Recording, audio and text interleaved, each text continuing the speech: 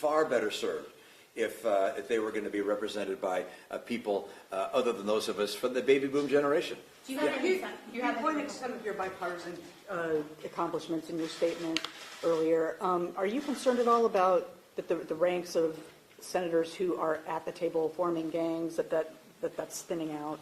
Well, we had a group of about 10 of us, and that group has dissipated a bit. Rob Portman is gone.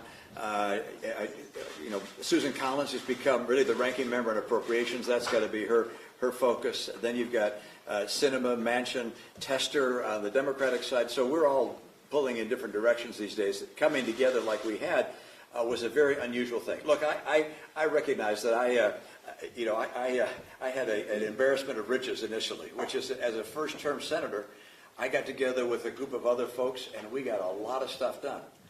A COVID relief package when the White House and then Speaker Pelosi couldn't get one done, an infrastructure bill, reform of the Electoral Count Act, religious liberty protections in the Marriage Act, gun safety legislation. We got a lot done, which was a lot of fun.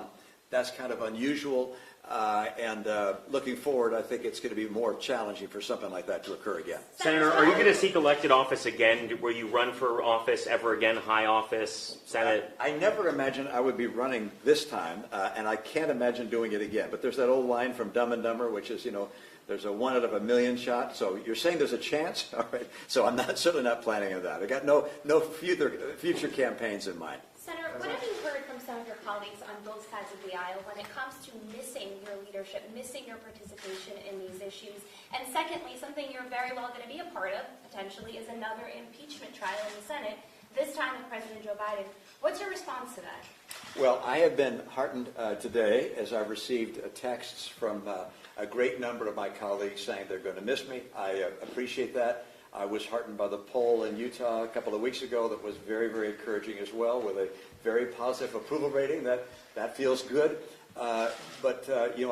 Following the George Costanza lead, which is you leave when they're laughing, you leave when they're wishing you would stay.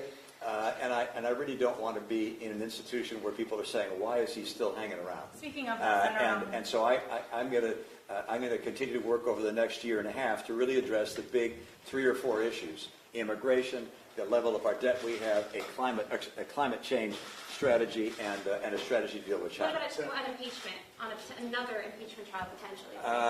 I know the House is beginning an impeachment inquiry. I haven't heard any allegation of something that would rise to the level of a high crime or misdemeanor. I think it would be very unusual to actually see a referral of impeachment. I don't expect that to happen. They can inquire and see if there's evidence that shows something else. I don't think they'll find that. I don't know. But there's been no allegation of that. And any hint of that has been denied by the president. So I'm not expecting that to occur. Senator, can you talk about your legacy and how you want to lead before people, as you said, are laughing at you? What would you say to some of your colleagues who have been experiencing? They were laughing at George Costanza, yes, not at me. Yes. They laugh at me too, but that's a different matter. What do you say to some of your colleagues, including the Republican leader, Mitch McConnell, and Senator Dianne Feinstein, who are going through their health diagnosis and facing criticism to step down? Well, in their position, for instance, take Mitch McConnell. He's the leader of the Republican caucus. What he's able to do at his age is really extraordinary. I mean, and I'm a first-term senator. Even as a second-term senator, I would not be a committee chair or a ranking member. I'd be a junior person trying to get stuff done and fight through the regular order process. I was able to break through that with this gang that came together.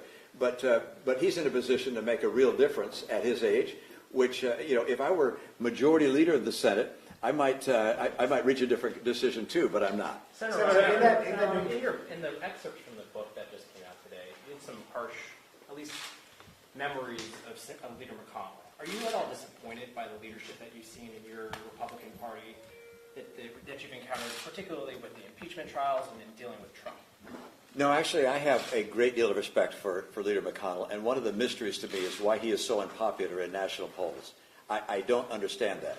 He is the singular reason why we have a conservative Supreme Court. Hope people recognize that.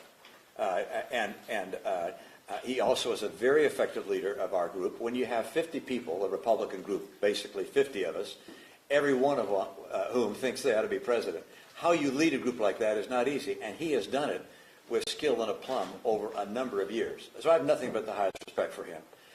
And there's nothing that I know of in the book that McKay Coppins has written that's critical of the leader. I mean, the personal conversations, the private conversations, and his public pronouncements, I've been nothing but a bit more impressed. In that book, you say that McConnell said that Trump was an idiot. That was the words of McConnell.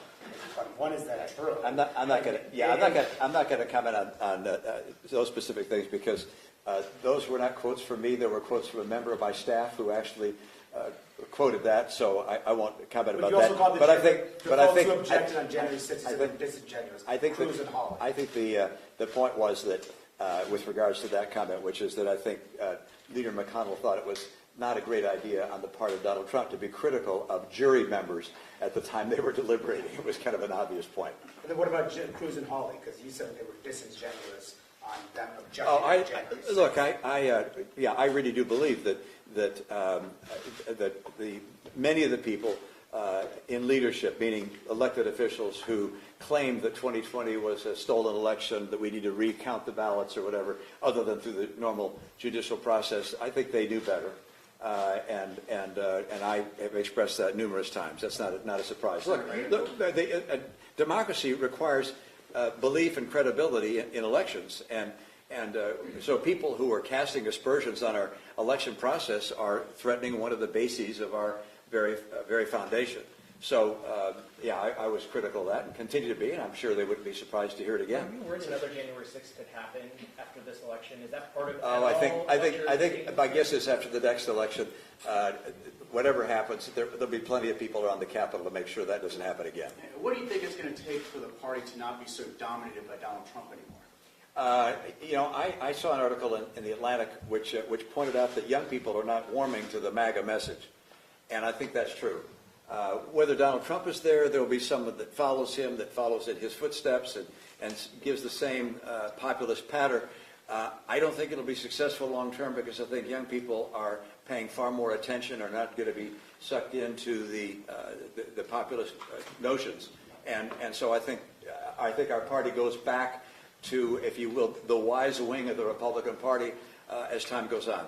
Do you think your party though? I mean, Trump is leading, dominating in the polls right now. He's probably going to be your nominee. You're on the outlier of the party. Yeah. There's no signs that what you're saying that the party's going to shift away. I'm not talking about the next 2 years. I'm talking over the next decade or so.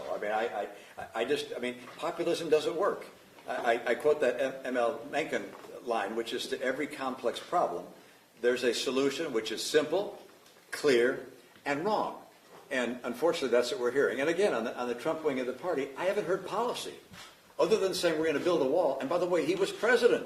He was president for 4 years. He built 50 miles. What did he get done? I say, well, how about the tax change? Well, the tax, that was Paul Ryan. That wasn't the Biden plan. He did, of course, he had a health care plan. Remember that? That was everybody's going to have low-cost health insurance that was fabulous. Never proposed. Never saw it. He was in 4 years. So it's not a policy-centric approach, and if you don't have policy to match your rhetoric, ultimately it's not going to be successful. It'll be a great surprise at the end of the day. Senator, in that case, in McKay's article, you mention, or it's mentioned that you've spoken to Joe Manchin about possibly starting a third political party. Is there any interest in that, or is that sort of died out? Oh, that was several months ago. Who knows what might happen? I think Senator Manchin is looking more closely at no labels at this stage. I can't speak for him, but Joe and I speak a good deal, and I raise ideas with him. I actually think a third-party candidate would make it more likely that it's just a spoiler and it would not be successful in electing someone. So that's not... What was your biggest regret in your career? Question. You say that you want to step aside and let the new generation come in. What are you doing about that? What am I doing about that? Stepping aside.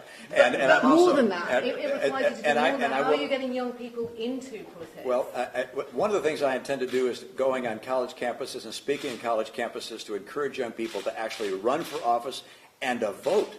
And, I don't think there's a way to actually mandate this. I probably wouldn't. But I'd like colleges and universities to insist that the young people vote and make it easy. Have voting booths on campus and make sure we get more of the young people because it's the world they're going to be inheriting. Thanks, guys. What was the biggest regret in your career? What was the biggest regret in your career? I don't have any. Have you talked to President Biden? Have you spoken to the president Yes. today? Has he expressed his regards? Yes. Yeah. Thank you. Thank you. Yeah. All right, guys, appreciate you guys being here. I know. I should. I was asked whether I've spoken with President Biden, and the answer is yes. And he was very generous and kind in his comments. He called you, Senator? Thank you. Thank you, guys. Sorry. I guess not. He hadn't read all the clips. Thank you for your service. Thank you. Thank you. We gotta go. I didn't speak on it, but thank you.